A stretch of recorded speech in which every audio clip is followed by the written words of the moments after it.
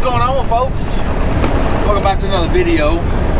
We get down the road, but in this video I'm going to tell you what not to do. Well, let's say, don't book a load with Uber Freight when this happens. So in order to tell you this, I got to tell you what happened. This is the first time this has ever happened. I thought it was kind of funny from the get. So I'm in Chicago. I'm looking at a load. I book a load going down to Dallas. And as always, when I go to Dallas, so I can tell you guys, I try to book me a load coming out before I get there because Dallas is not a great market. So the plans that I had was Chicago, Dallas, and go home. And I checked all the markets, and that's the plan I put together, and that's what I shot for. And the load that I booked was picking up in, actually Fort Worth, I should say. Going from Fort Worth to Georgia. And it's at a decent rate. It could be better. It's right there at the 15-day average. Anyway, I booked the load, and right out of the get-go, I tried looking at the reviews because I've never picked up or delivered or carried anything from this place before. So I was looking to see if anybody had in the comments that there was truck parking or overnight parking. And I kept tapping it on the reviews, tapping it. It's got 143 reviews. It's 4.1 star. Tapping it, nothing. So I'm like, all right, is something wrong with the Uber app? So I went to the delivery where I'm going to deliver, tapped on reviews, boom, pulled up like normal. So I went back to the shipper, tapped it, nothing. And I thought, all right, maybe it's just a glitch in the system. Maybe not. So I was like, all right, it is sitting at a 4.1 star. That's pretty decent from what we're normally seeing out here. So I went ahead and booked. And when I got there yesterday at 5:30. I had a 6 o'clock appointment time. And I got there at 5:30. I went and checked in, I signed in. And they said, okay, what's your number? I gave it to them. And they said, all right, we'll call you when we get you a door. And I mean, there's a lot of trucks at this place. For one, it's a newer place, so there's not really a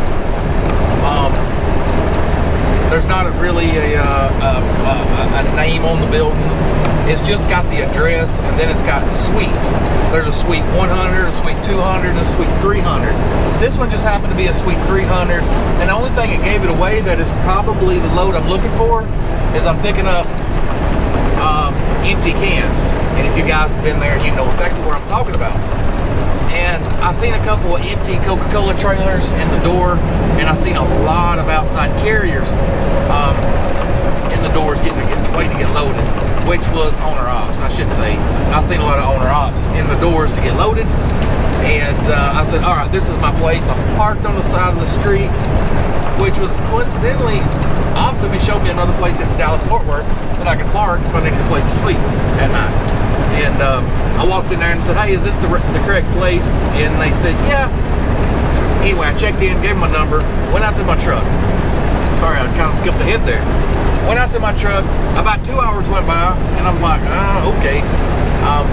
3 hours went by, 4 hours went by, which I really wasn't concerned with it. You know, it's the load I'm delivering tomorrow, which is going to be Saturday, and I don't have anything else booked. I'm going to go straight home, so I don't really care. The only thing I did care about was I've got an early morning appointment in the morning, which I'm going to be late for now, so they're going to have to work me in, and which is cool.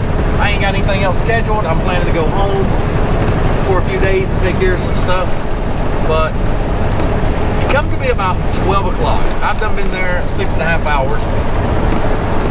I decided I'm going to go check in. Maybe the girl wrote my number down wrong. Maybe I didn't. Anyway, maybe they have the wrong number. Maybe they've been trying to get a hold of me. So I walked in there and I checked with her, and the girl said, no, we hadn't called you yet.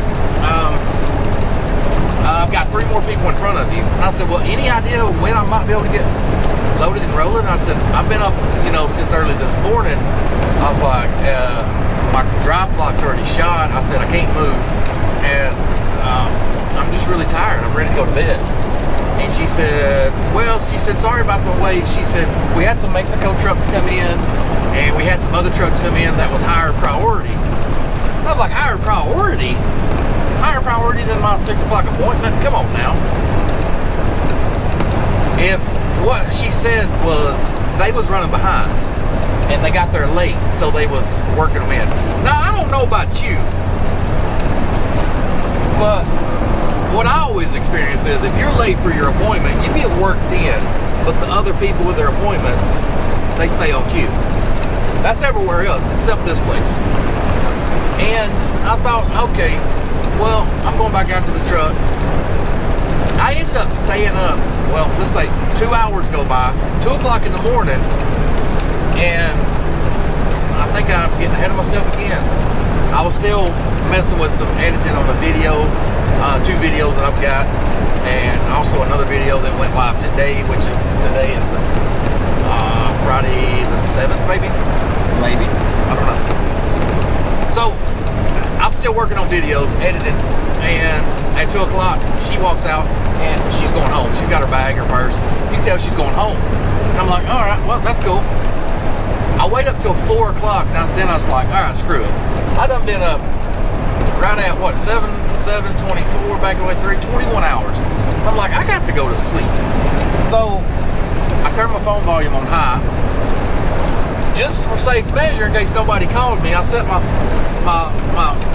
alarm for 6 hours, and I thought, all right, if they call me by 10, my alarm will wake me up. I go check in, and that's 10 o'clock Eastern time, 9 o'clock Central time, and set the phone by my ear just in case they call. And I climb back here in the sleeper and I go to sleep. Coincidentally, I wake up 9:45, 15 minutes before my alarm's gonna go off. I grab my phone, look at it, and I had a missed call, and I'm like, all right, maybe that was them, maybe it wasn't, I don't know. And it didn't show the city. It's like an 877 number. It didn't show the cities. I don't know if it was them or Uber. I done been on the phone with Uber. They was calling me every 2 hours. Are you in the door yet? No. 2 hours later, are you in the door now? No.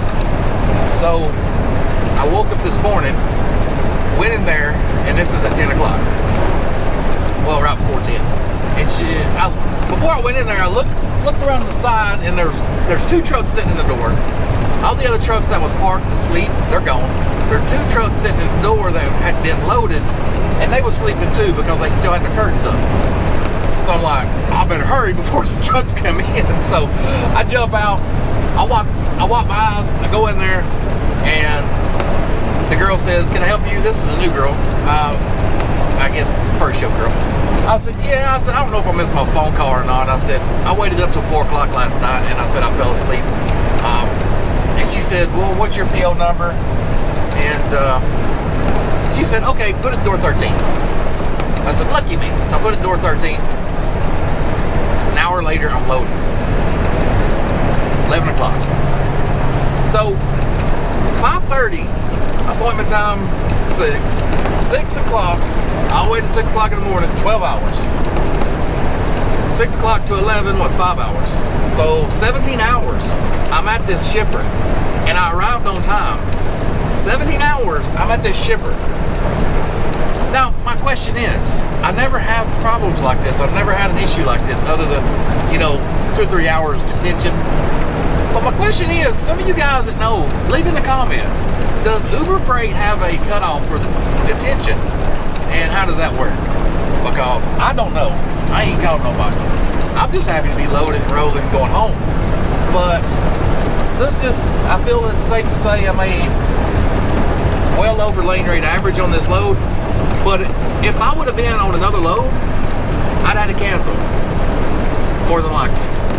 But what I learned here is, if you're looking at a load in Uber Freight, I don't believe in coincidences. I believe this is just part of it.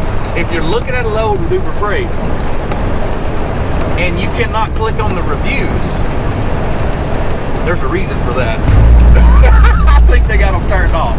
So, yeah, don't haul an Uber load if you can't check out the reviews, because this is the first time ever I've been stuck like that. You know, 6 hours of it, I was cool. I was like, cool, I got time to edit some videos, get some stuff ready to put up for you guys. And then I get to, come on, guys, you really want to stuff me? Yeah, you got it. There's a truck on the shoulder up here, and this four-wheeler right here, instead of letting me over and stuffing me, I wait to the last minute. Jesus, if you don't drive trucks and you see a truck needing over, there's a reason. We're not trying to be a butthole and get in your way. We need over, especially when you see another car or a big truck on the shoulder. But anyway, that's my rant. But I don't guess it's a rant. I like the downtime to finish. I think I was talking about the videos. I was editing the videos, so I'd been running pretty hard. I hadn't had time to edit them. I had them cut. I had them shot. I was ready to edit, and I got time to edit them. So good. I've got one left besides this one that I'm shooting now. But this one's just kind of like a point and shoot and upload. It's not much to this one, but yeah, that's my thing. I learned something valuable. If Uber Freight will not allow you to see the reviews, you might want to think about booking that load. Anyways, guys, if you're still watching, you rock. If you're not subscribed, consider subscribing. I put videos out on the regular, all things trucking. And as always, winners never quit. Quitters, they never win. See you, bye. GoPro, stop recording.